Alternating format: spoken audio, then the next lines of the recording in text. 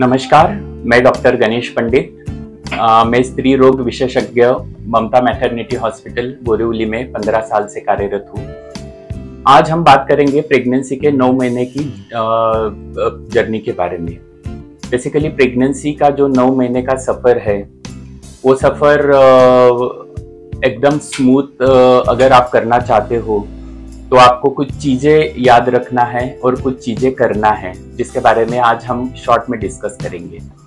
तो basically pregnancy 3 टप्पों में divide होता है, first trimester, second trimester and third trimester.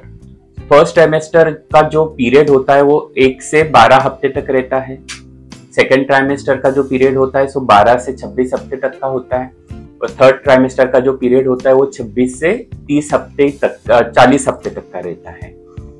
तो अभी आपको जैसे ही प्रेगनेंसी आपका डायग्नोस होता है घर पे या पॉजिटिव आता है, आपको तुरंत डॉक्टर्स का कंसल्टेशन लेना है।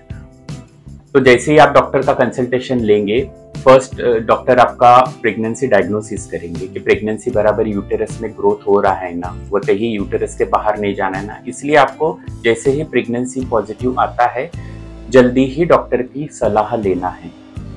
देन उसके बाद एक सोनोग्राफी डॉक्टर शायद आपको बोल सकते हैं फिटल वायबिलिटी के लिए, जिसमें बेबी के हार्ट बीट्स हम लोग देखते हैं, जो कि 8 से 9 हफ्ते में हम लोग देख सकते हैं। तीसरा और इम्पोर्टेंट सोनोग्राफी जो आएगा फर्स्ट ट्राइमेस्टर में वो रहेगा अपना nuchal translucency scan, that is called as NT scan.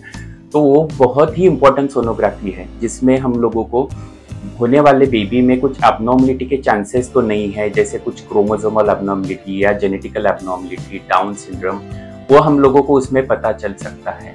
तो दैट इज डन रूटीनली 12 से 13 हफ्तों के बीच में।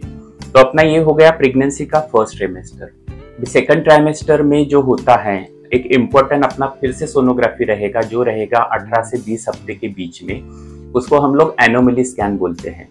तो एनोमली स्कैन में बेबी का सब डेवलपमेंटल और स्ट्रक्चरल डिफॉर्मिटी हम लोगों को समझ में आ सकता है कि होने वाले बच्चे में कहीं किसी बॉडी में ऑर्गन्स में कुछ प्रॉब्लम नहीं है ना, वो हम वहाँ पे देख सकते हैं और तुरंत पता कर सकते हैं। और पता चलने के बाद हम लोग आगे का एक्शन उस पर ले सकते हैं। फिर तीसरे ट्राइमेस्टर में जो चालू होता है 26 से 40 हफ्तों तक, उसमें आपका शायद एक ग्रोथ स्कैन हो सकता है अराउंड 29 to 30th वीक में।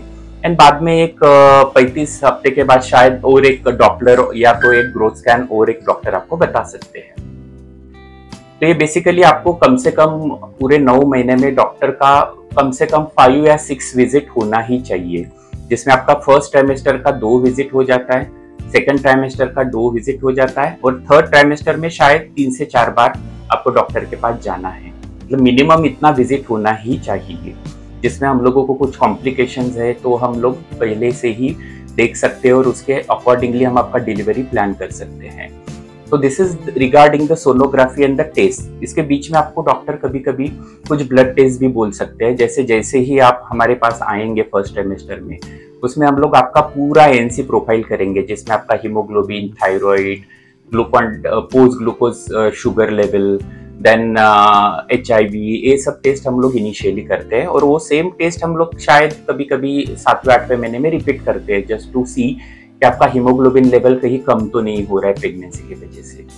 तो ये हो गया अपने प्रेगनेंसी के बारे में, like regarding the sonography and the blood test. और आपको कंपलसरी प्रेगनेंसी में 3 वैक्सीन दिया जाता है, जो कि पहले हम लोग टिटेनस प्लेन वैक्सीन देते थे, बट अभी हम लोग टिटेनस के अलावा थोड़ा सा एडवांस टीटी देते हैं, जिसमें टिटेनस और डिप्थीरिया TD वैक्सीन बोलते हैं। जो लोग जनरली हम लोग वो 6 मंथ में पहली बार देते हैं। First vaccine will be in the first 6 month, then दूसरा वैक्सीन रहेगा अपना 7 मंथ में, जो रहेगा Tdap करके बूस्टर इंजेक्शन, जिसमें आपका 3 डिसीजेस कवर होता है, टिटेनस, डिप्थीरिया एंड पर्टूसिस। तो जो कि आपके बच्चे को भी पहले 1 महीने के अंदर इम्यूनिटी देता है, मतलब बच्चा भी आपका उससे वो बीमारी से बच सकता है अगर आप वो वैक्सीन लेते हो तो।